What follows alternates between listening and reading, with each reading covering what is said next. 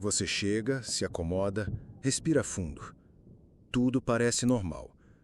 Mas há algo no ar. Uma vibração que a lógica não alcança. Sons que não têm origem. Olhares que não deveriam existir.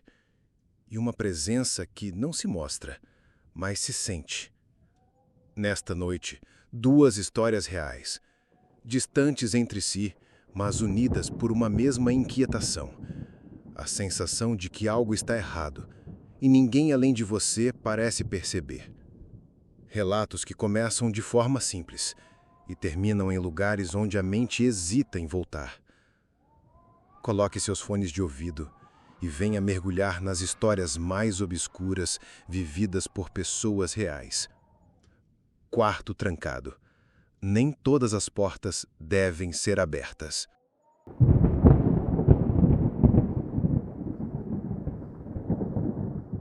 Isso aconteceu com a minha família, em janeiro de 2022. Foi durante uma viagem que era para ser o nosso descanso merecido depois de um ano puxado. A gente tinha planejado tudo. 10 dias de sossego em uma casa de campo, perto de São Francisco Xavier, interior de São Paulo. Natureza, fogão a lenha, sem celular tocando o tempo todo. Eu, meu marido Ricardo e nossos 2 filhos, a Sofia, que tinha 8 na época, e o Léo, com 5. Eu vi essa casa no Airbnb. As fotos mostravam um lugar simples, mas charmoso. Piso de cimento queimado, móveis de madeira escura, muitas janelas com vista para as montanhas. A anfitriã, Marta, era atenciosa, respondeu tudo rápido. A casa ficava num sítio um pouco afastada da cidade, com estrada de terra nos últimos 3 quilômetros. Achamos perfeito. Chegamos numa segunda-feira à tarde. A estrada até lá já dava aquele silêncio que só lugar afastado tem. Árvores muito altas dos 2 lados. Os galhos se encontrando no meio, formando um túnel. A casa parecia menor ao vivo, mas era acolhedora. O cheiro, logo que a gente entrou, era forte, não ruim, mas velho, algo entre madeira úmida e aquele produto de limpa-piso que fica muito tempo no armário. Não demos muita atenção.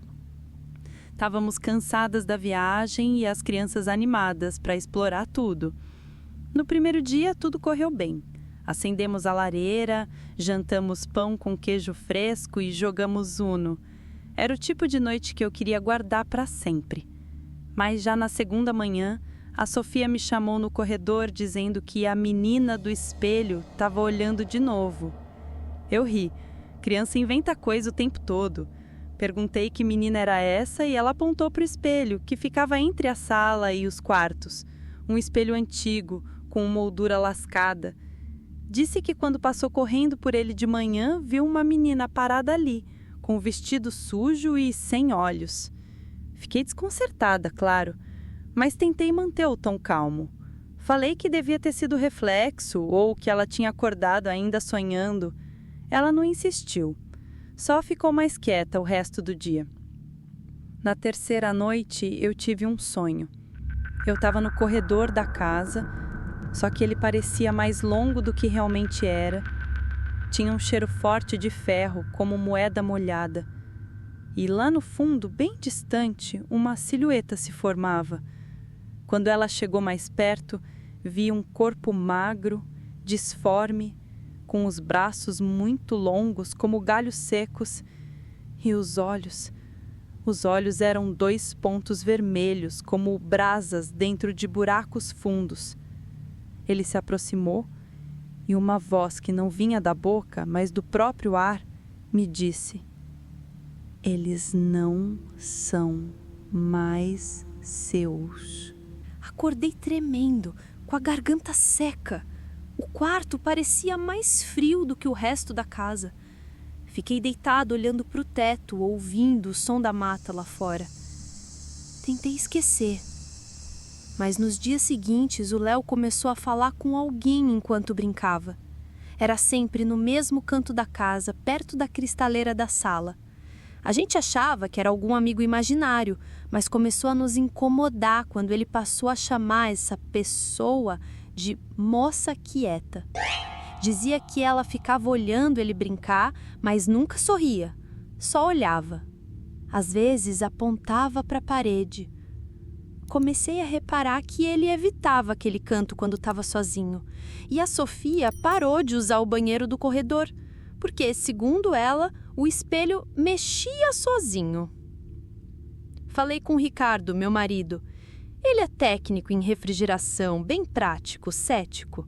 Disse que era tudo coisa da nossa cabeça, que a gente estava sugestionando as crianças. Até riu do meu sonho, dizendo que devia ter sido feijão da janta. Mas na noite do 5º dia, algo mudou. Estávamos vendo um filme com as crianças e o Ricardo foi à cozinha pegar mais pipoca. Uns 10 minutos depois, ele voltou pálido, dizendo que alguém tinha batido na porta dos fundos. Eu achei que ele estava brincando, mas estava sério. Disse que abriu a porta achando que fosse algum vizinho e viu alguém parado lá fora, um homem alto, de costas, imóvel. Perguntei se ele falou com o homem e ele disse que não teve tempo. Quando deu 2 passos para fora, a figura já não estava mais lá. Nem barulho de passo, nada.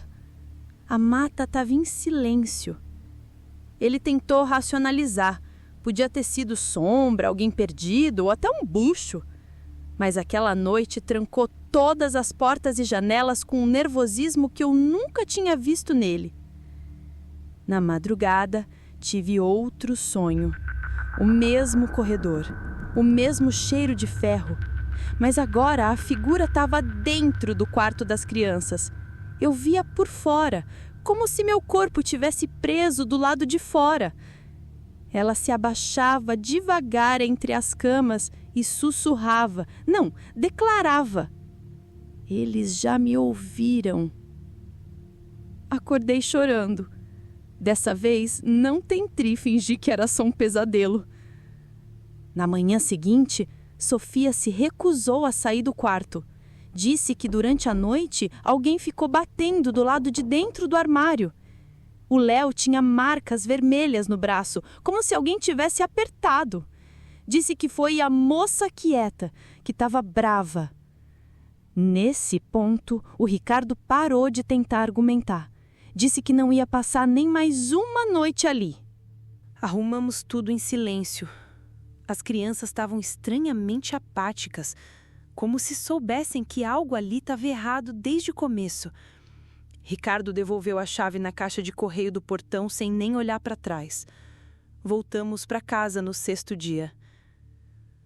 Nunca falei com a anfitriã sobre o que aconteceu. Ela até mandou mensagem perguntando se tinha dado tudo certo, e eu só respondi que sim, obrigado. Hoje em dia, evito espelhos grandes. Sofia não fala mais sobre a menina, mas ainda dorme com uma luz acesa, mesmo com 10 anos. O Léo já não menciona a moça quieta, mas às vezes, quando está sozinho no quarto, ainda sorri para o canto da parede como se alguém estivesse contando uma piada. E eu continuo sonhando com aquele corredor de vez em quando. Sempre mais longo, sempre mais escuro.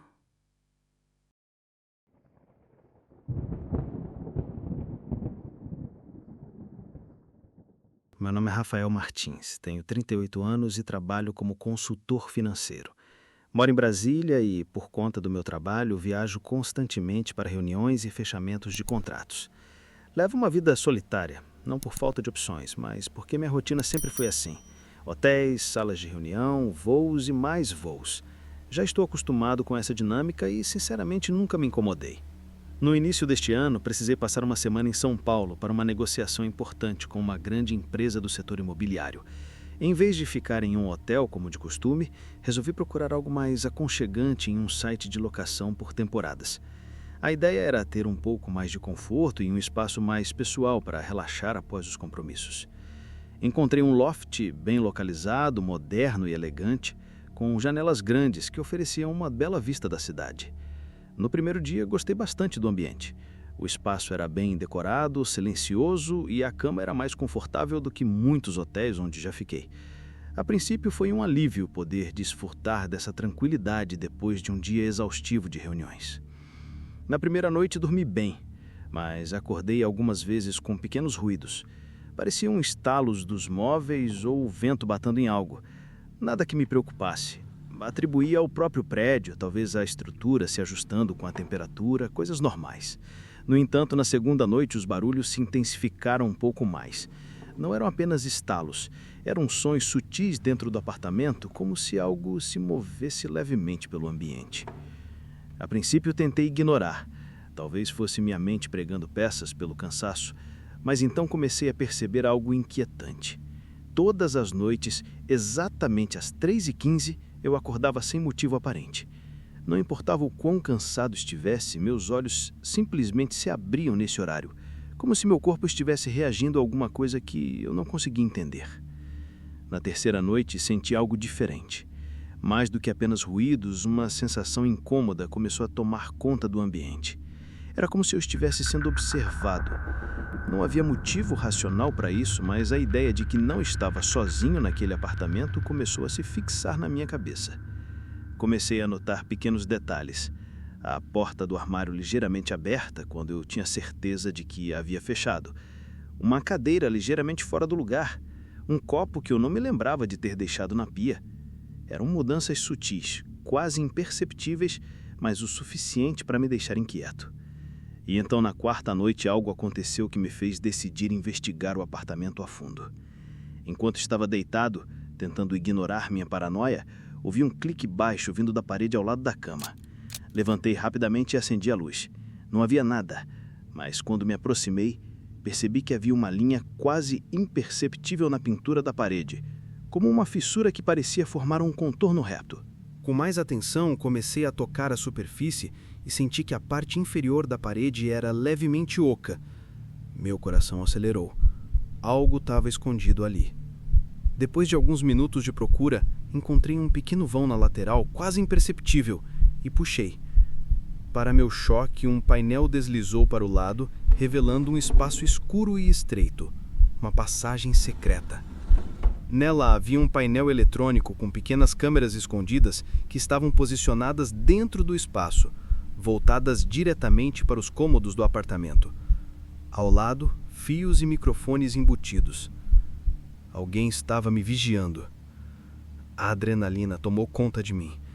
Peguei meu celular para iluminar o interior e me deparei com algo que fez meu estômago revirar. Havia um corredor estreito e escuro. No fim dele era possível ver uma luz fraca, em um tom azul. Eu estava tremendo de medo, mas mesmo assim decidi ir até lá. A única luz naquele corredor era do meu celular. O corredor não era comprido, mas os segundos que andei ali pareciam horas. Ao chegar no fim dele, me senti como se eu fosse uma presa sendo observado por um lobo antes de atacar.